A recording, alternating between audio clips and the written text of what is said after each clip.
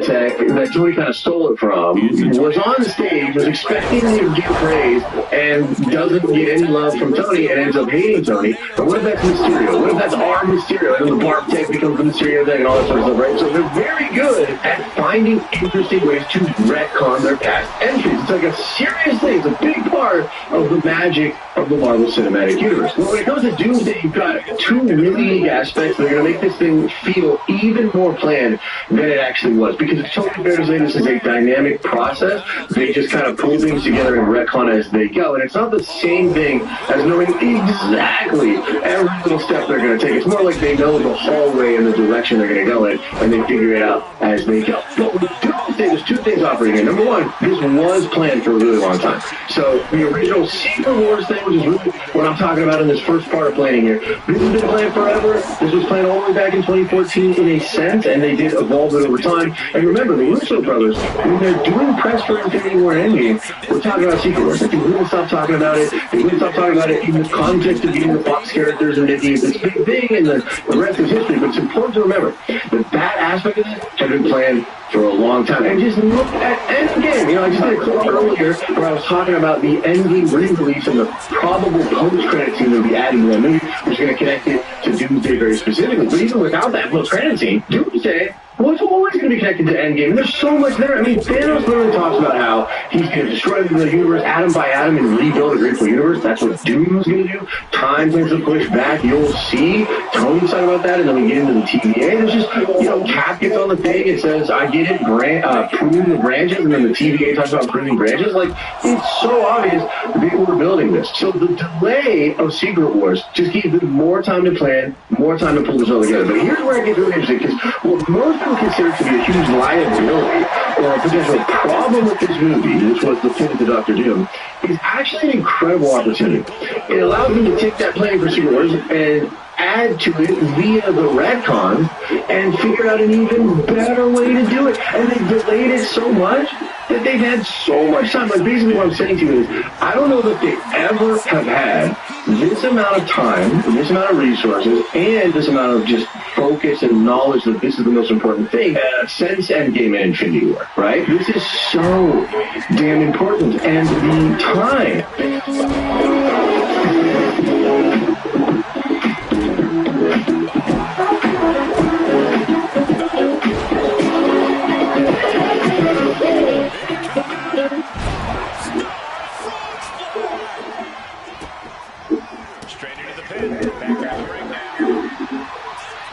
Bathroom makeovers can be overwhelming, but Thumbtack makes finding the right help easy. Hire a top-rated pro today. Thumbtack, we know it.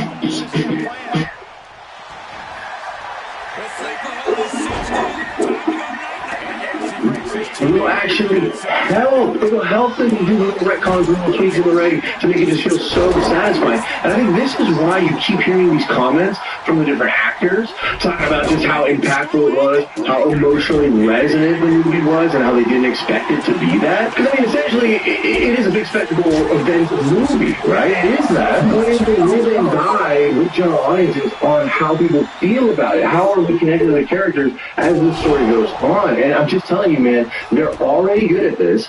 They already had a plan, and yes, they did change the plan, but with that change came even more time and opportunity to do what they do best, and that is figure out how to tie it all together. And number three, this kind of ties into what I was just talking about. This has to do with the emotional resonance of the story. Okay, so again, we know the story is bombastic. It has to do with the multiverse, it has to do with identity, it has to do with prior universes, different varying versions of characters, nature versus nurture, choices, sacrifice, the multiverse being destroyed and possibly recreated. Oh my God, so much. It's so heavy. It's so big. But it's also probably just about family and choice and destiny. And that is simple. If you look at the four scenes that were shown in front of Avatar Fire and Ash, you know, you got Captain America, you got Thor, you've got the X-Men, and then you've got the Wakandans and Namor, right?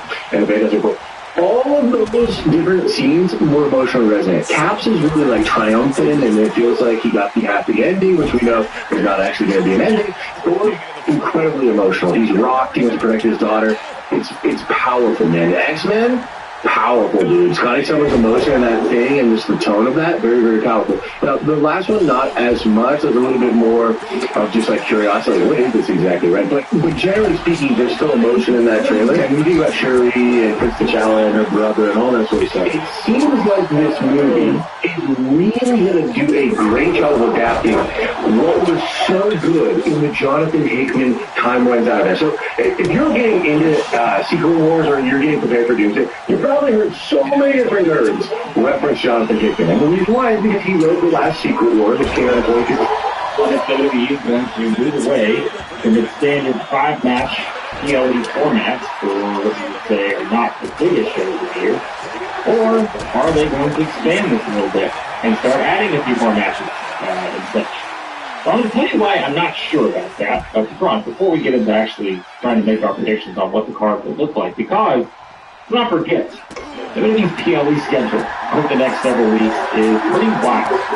You don't really count Saturday Night's Main Event as a PLE, but it's still a pretty big established show. And so, from May 9th, Backlash, Saturday Night's Main Event, May 23rd, Flash in Italy, May 31st. You're talking 3 big shows in a span of 22 days for WWE.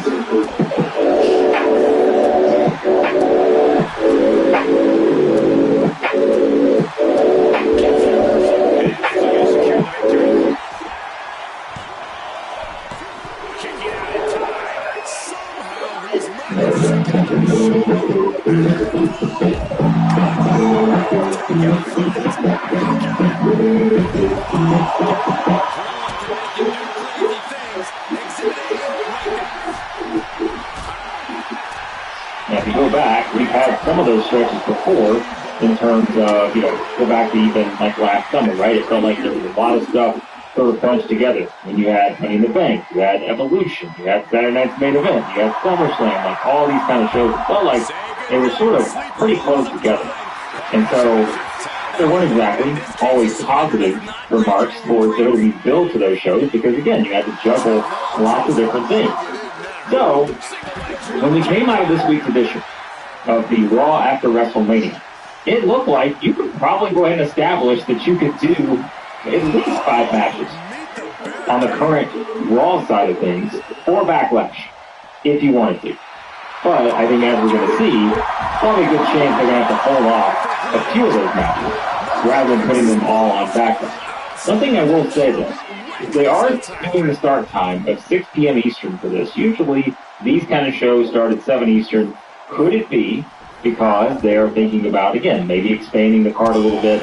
I know some people have mentioned there could be a UFC head-to-head, and they don't want that, of course. TKO doesn't want to do anything that could possibly jeopardize a single set when it comes to its viewing audience. But a lot of things to consider, and so we haven't even gotten to SmackDown after WrestleMania yet, so we don't know exactly how it's going to play out there.